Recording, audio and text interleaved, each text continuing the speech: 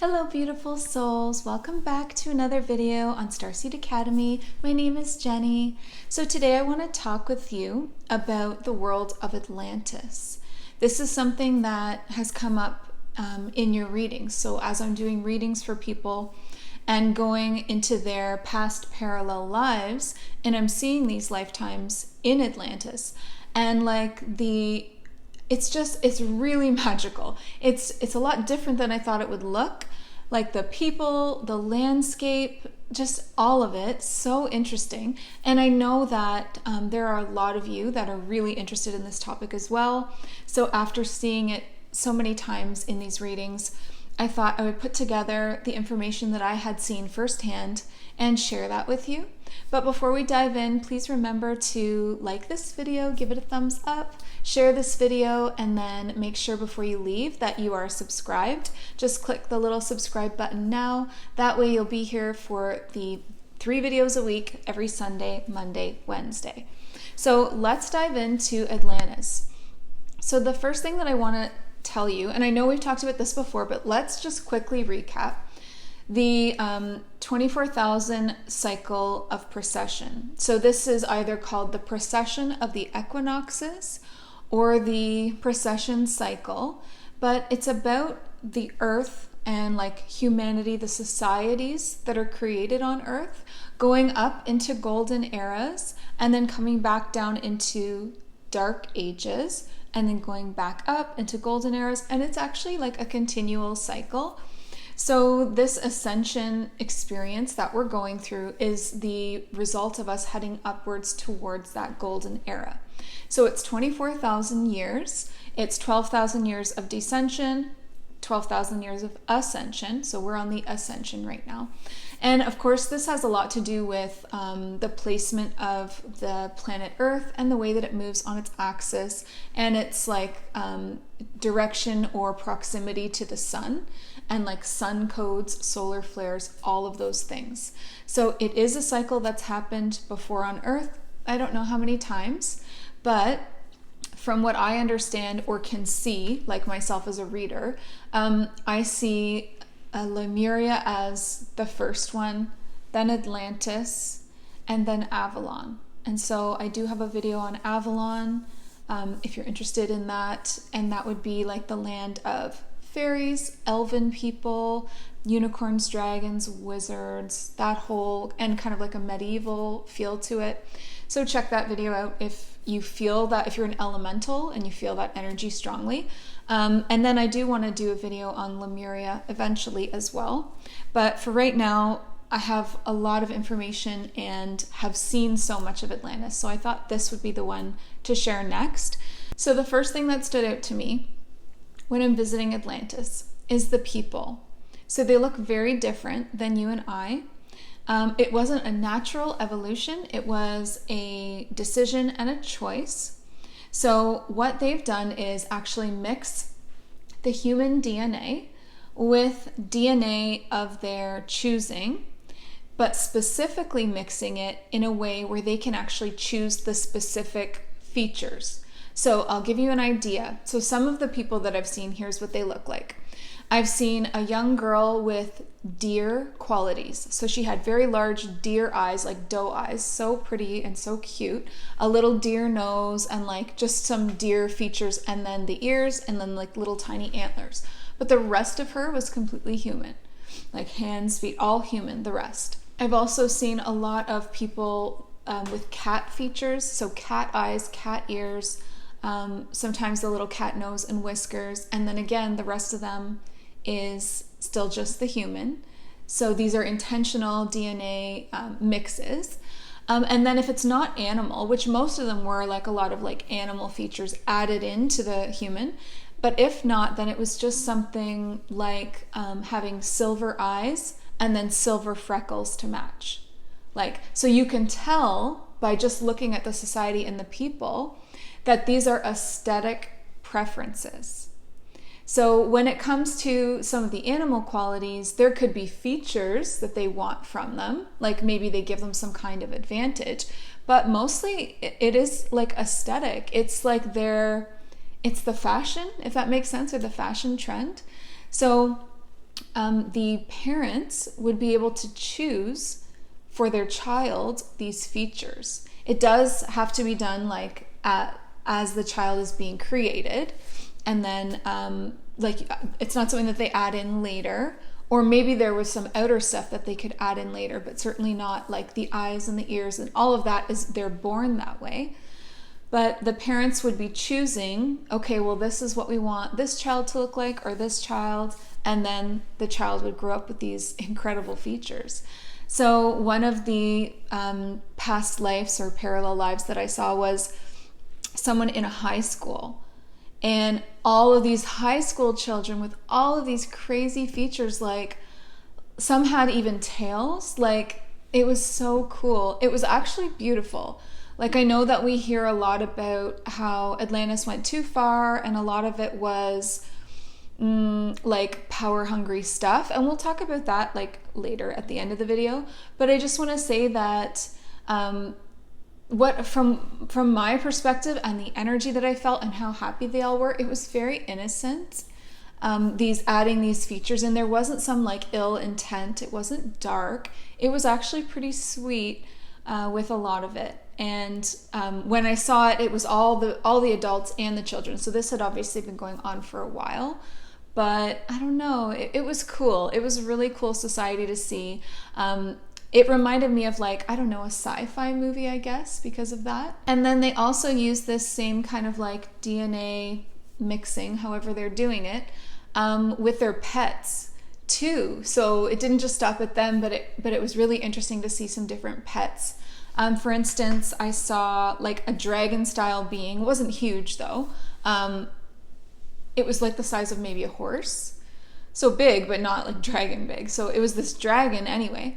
And instead of having like hard scales, like hard individual scales, like, you know, shiny green scales or something like that, it was soft and fluffy. It was this white fluffy dragon, and each little scale was covered in like soft white fur, and it was like this pet for someone. So I thought that was really cool. And then the next way that they're using this like DNA blend is in their botany. So their flora, fauna, food, all the botanical stuff. Always striving to create something new. So creating new flowers that have never been seen before, trees, plants, herbs, medicines this way, like natural medicines, and food, like different like fruits and vegetables, and just like very creative, very inventive people. And I would say like most of it felt like their heart was in the right place, and they were creating this like really amazing world, truly amazing, with so much variety, so much individuality. And I think that's what made it so beautiful, is everyone could express themselves, and every single person was so unique, so unique. And it was like the sky is the limit. So when you first arrive into the city and you get like your first view of the cityscape, because Atlantis was very much a city environment. So the city was all of these like tall buildings, thin, tall buildings. And the materials that they were using was a lot of crystal. There was also a lot of something that was metallic, very reflective. So I don't know if it was actual metal or just something metallic, but it looked like a mineral, like metal. And then there was also this clear, transparent, very strong building material. And that was really popular, to have everything be like, all the buildings be clear, like transparent, you could see through them. And they use that for a lot of reasons, I would assume, but one of them being that you can see what like vehicles and ships are coming in and out, if it's like a place where there's parking. I mean, there were a lot of reasons why that would be really helpful, but it's very beautiful, because you look over this landscape and you just see like everything shining or clear.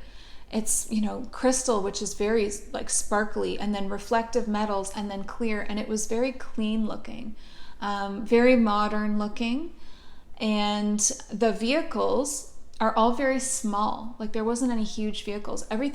They're pretty small. Most of them were like 2-seater, kind of like hovering style vehicles. They look like little discs or bubbles. Okay, so similar to the Jetsons. Have you seen the Jetsons? Except for in Atlantis, they were silent. There was no noise coming from them. They were like multi-terrain, so they most of the time they were flying, but they also could go underwater. So they were completely like waterproof. And you see them like if they're leaving the city, going into the water and not coming back out. So there's obviously like underground tunnels, roadways, and stuff like that, like shortcuts maybe. And so these disc-shaped vehicles are all quite small, and they're all very like in nice, neat rows as they're going through the buildings. So they've got like definitely organization happening there. There was no like traffic lights or anything though. Everybody just knew what was going on. And some of them even looked self-driven. So again, like very sci-fi, right? And I mean, that's where a lot of these ideas come from though, like our souls, memories, imaginations, that kind of thing. And on the tops of all the buildings were like greenhouses. So a lot of green. They used all the space that they could to grow food and plants. And then also planted alongside a lot of the plants and the fruit, the vegetables, all of that, planted with them or setting with them were crystals. And so it's like they really understand crystals, and they use them like for everything. They understand which crystals are going to improve the growth of that crop. And I saw them infusing specific frequencies into the crystals. So that being able to actually like know, okay, this frequency vibration is going to help these plants grow the fastest. So we're going to infuse this crystal with it. The crystal will hold that frequency and then emit it slowly, like a slow release capsule. And so then they have the crystals like embedded in the ground and in the dirt around those plants. And the crystals were also being used as like the building materials, like we talked about, for aesthetics, for decorative reasons also. For the holder of frequencies, and then also for power charges. So they can also hold power.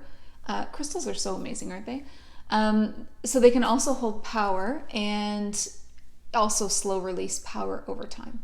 So they're really just like went as far as they could with utilizing crystal energy and everything that it could do for them. So in the schools, the children are really encouraged to become inventors or scientists. Those were the main pathways for the children. Maybe the way, like, what do we encourage our children to do? Be doctors or something like that, lawyers and doctors. But no, they were encouraging them to be inventors because they're always wanting that next new thing, right? Like we said with like the pets, the fruits, the flowers, what's the next brand new thing? What's the most unique, most rare thing that we can create? Or scientists, because scientists then implement that. So that being said, their medical field, like their medical care, was always advancing, and their technology was always advancing. It was very fast and it was advancing quickly on both ends. And the medical field really was the tech field.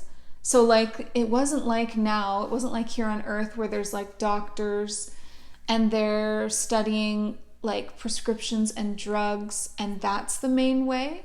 And it wasn't really even like Eastern either, where we're like all about energy work and stuff like that. It was more tech, if that makes sense. Now, I don't know exactly what that is, and I know we've talked about medical tech before in the video Pleiadian doctors and scientists, so that makes sense then, right? To make the medical field, the healing field, it's very tech-based. Now, I did still see the people aging. They didn't stop aging. I don't think that can be stopped. They didn't really prolong the lives all that much, like maybe 20 years, 30 years more, but it wasn't a huge advancement in that. So I don't see like these like really old, hundreds and hundreds of years old Atlantean beings. I didn't feel that anyway. And again, this is all, of course, this is from my perspective. And that's what I have to offer, is just my own information, what I see and know, what I feel is true. But I don't feel like they like surpassed like the aging. Like that's still an issue. There were still adults, there were still elderly people. Nobody was like youthful forever. That wasn't happening. They were very interesting looking people, like I said before, though. Like, I don't know, just there were so many different combinations of like rainbow hair and so many different kinds of eyes and colors of eyes. It was just really, really cool. But in the end, they were just people, right? And I think that a lot of us, we think about these like societies that sound so much better than Earth, or like so much like more advanced than Earth. And we try to picture it like, what could Atlantis have been like, or Lemuria or something like that. And we forget that they're just people, just like you and me. It's not that different at all. You know, like if you grew up in a world where it was normal to have bunny ears, it wouldn't be that weird, right? Because inside they were still just people. They had families, homes, jobs, the kids went to school. You know, they were just working on a lot of different advances, but it was still human. It was still a human society, though it was advanced human. So not that different than you or I. And like I said, a lot of them had good intentions. There was good energy there. It wasn't a dark society by any means. What I did see, though, was that there was like the elites situation again. And we're like replaying this on Earth right now, the elites. So the elites, that means that the most powerful, 1% or 2% of the population, the most rich and the most powerful, try to hoard. They get into like a weird place in their mind and soul where they get into like a lot of selfishness. That's the easiest way to describe this. It's extreme selfishness and narcissism, where the world then, in their mind, the whole universe revolves around them. So that's darkness to me, selfishness. So that's what was happening in Atlantis. So it was not 98% of the people. It was like the elites again, this 2% factor.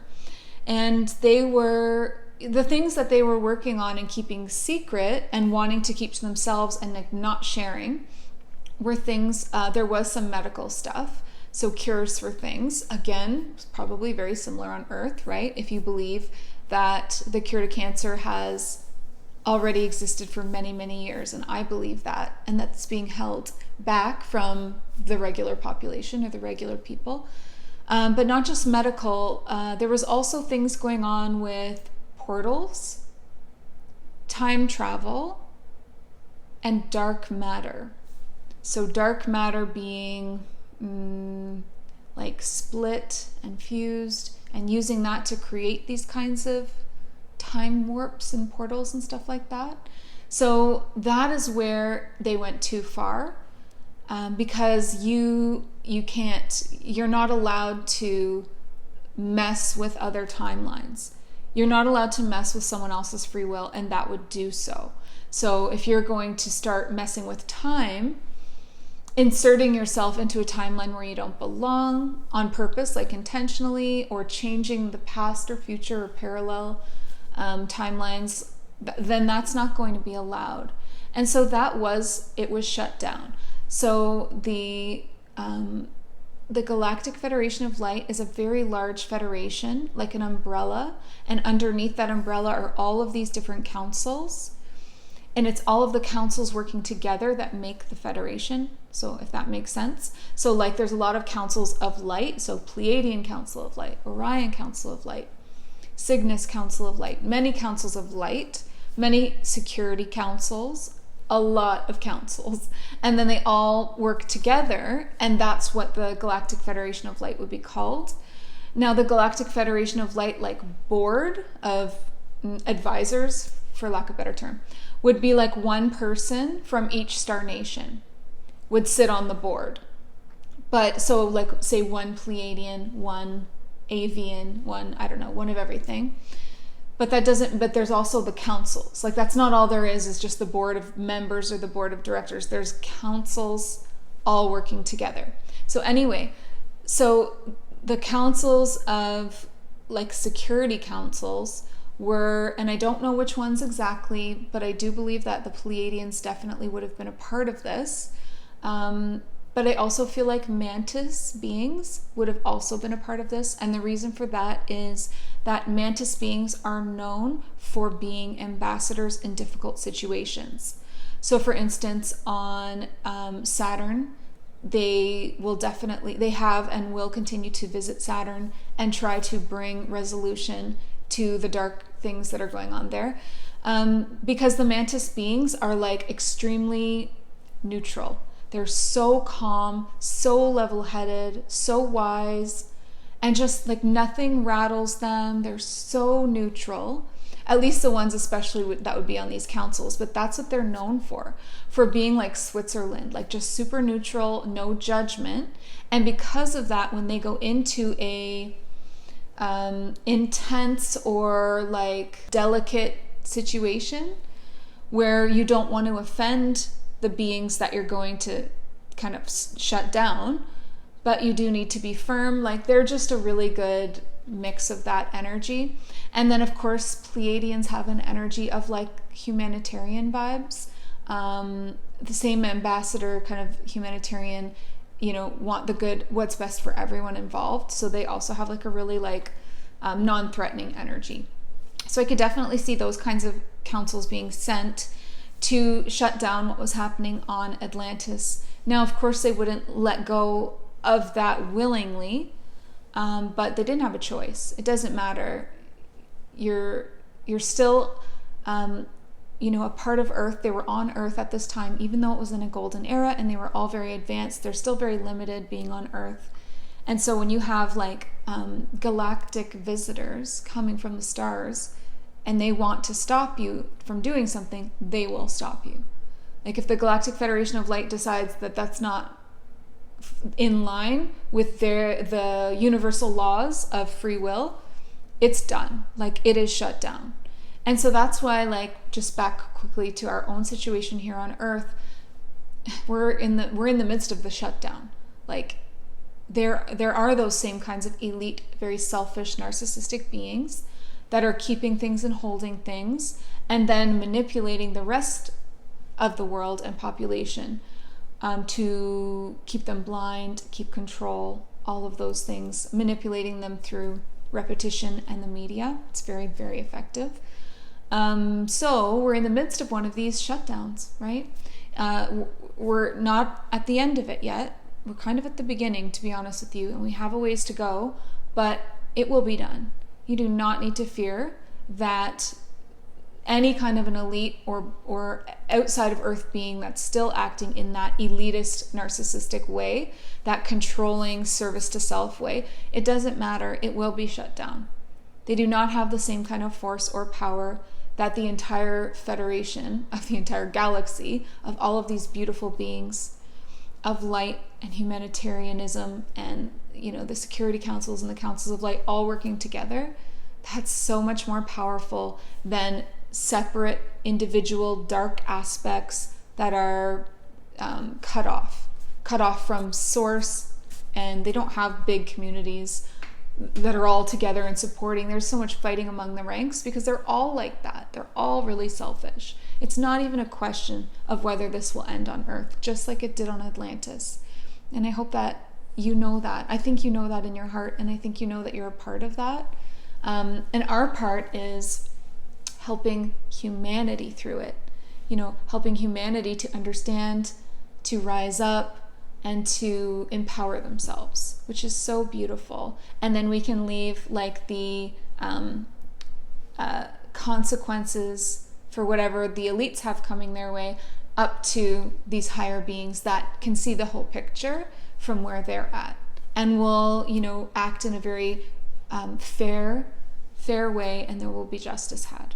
So here's where my beliefs about Atlantis differ from, I think, everyone. I don't think I've heard anyone else say this, but this is what I believe. And again, grain of salt. So you take what works for you and leave the rest. But I believe that Atlantis still exists. I don't believe that it was destroyed. I don't believe that it disappeared. I believe that it moved from Earth into another realm. So the reason why, that precession cycle, so that cycle of 24,000 years, 12,000 years of descension, 12,000 years of ascension. As the golden era periods happen, we have ascended societies. So we have Lemuria, Atlantis, Avalon. We have these very high vibrational worlds that are created. But the earth cannot sustain that for long because it's a cycle. It's going back down. It's a clock, right? So as it heads back down towards the dark ages, those high vibrational societies move parallel. So they make a parallel move from where they're at a very high, like we have not experienced where they're at on Earth yet. We are not at the top. We are not at a golden era. We are in the ascension period, but we are not there yet. So it would be extremely powerful, high vibrational place to live and experience. And then they make a parallel move into another space. So this space you could call a realm. You could call it a timeline. And it has its own place where it still exists. So what this means for you as the soul is that you can still choose to incarnate in Atlantis in your next life. And they kind of had like a reboot of that elitist time and are continuing at this point. The advancement continues and they're advancing very quickly into something new, always advancing. So it's a very, very beautiful place to visit. The energy is so cool. It's very modern, very city, like it's not for everyone. But I really like it. It's really cool. And as I believe that Atlantis still exists, I believe that Lemuria and Avalon do as well, have also just made those parallel moves into a place that can continually support that energy. Earth is the place that seeds a lot of those. So Earth can seed a golden era, but it can't sustain it because it goes back down and then they move over. Now here's an interesting question that just came into my mind and I don't know the answer. But if that's the case at the top, then what about at the bottom? Does Earth also seed dark age eras that make parallel moves? So when Earth is in its lowest of the low, like barbaric, just violence-ridden, horrifying times, and then that energy also can't be sustained. It's a time period, and then we move back up. Does that move parallel and then also create something in a realm? I feel like it must, because for every piece of light, there's a piece of darkness to balance it. So what is the dark side of Atlantis? And then they would be balancing each other. So again, like in the Avalon video, like the actual world itself had a shadow aspect and a light aspect within the world. That makes so much sense now. That makes so much sense to me now. Because both of those worlds made a parallel move. And so that would be the same for Atlantis, and that would be the same for Lemuria, and that's going to be the same for Earth. We're going to hit the golden era and make a parallel move, and the dark era that matches that frequency or whatever, the polar opposite of that, will move over as well, and then we'll always be able to balance each other out, which is really important and necessary. It's not a bad thing at all. It actually gives both of those sides of the same world more meaning, more depth, more advancement, more wholeness, more everything.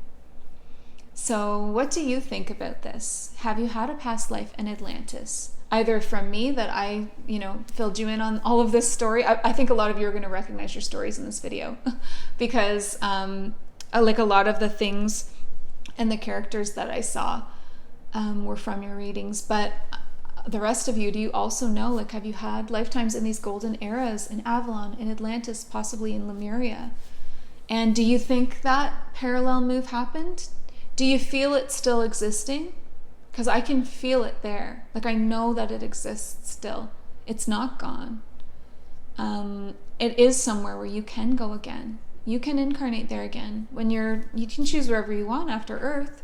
But I would suggest choosing somewhere really nice and gentle after this experience. Like, let's all just have like the most fluffy life after this one and just like catch our breath. But yeah, you can absolutely still go there. So it's not lost at all. Not lost to you. If you haven't had one yet, a lifetime there yet, try one. It's so cool and so different. So, and it is still advancing, like I said. Like, it's changing all the time. It's advancing. Lemuria, Avalon, all in constant flux, in constant change, as are we. So that's all I have for you today on Atlantis, but I love this subject matter. If you're a Lemuria lover, please don't worry. I will get to that one. It will be coming soon. I also have had at least a handful of you, not as many maybe as Atlantis, but at least a handful of you Lemurian souls out there, and I know how special and important that world was. So I will definitely very soon cover that in a video. And please remember that if you want something covered, like a topic that I haven't covered yet, just shoot me a message or leave it in the comments. I always see it, and I'll just quickly screenshot it and save it so that when I'm going to film something, I kind of pull from the things that you want to see. So thank you so much for joining me today. Please remember to like, share, and subscribe. If you want to work with me and find out about your parallel lives, please do. I've been having so much fun meeting you all, and have made, I can truly say I've made so many friends now. And like, we keep finding each other with all these past life connections, and it's so super cool. So if that's something that you're interested in and you kind of want to open up your worlds a little bit wider and see, like, who did you used to be? Where did you used to live? What did you look like? What was your name? Who was around you? And what were your soul lessons that you were working on in that lifetime? And then I also let you know how those are still affecting your energy. So it's very detailed and very helpful to the healing and integration back to wholeness. So anyway, that's all I have today. Thank you again. And before you go, please remember, listen to your heart and the quiet voice within, because you are so much more than the body you are in. Thank you so much. Have a great day. Bye.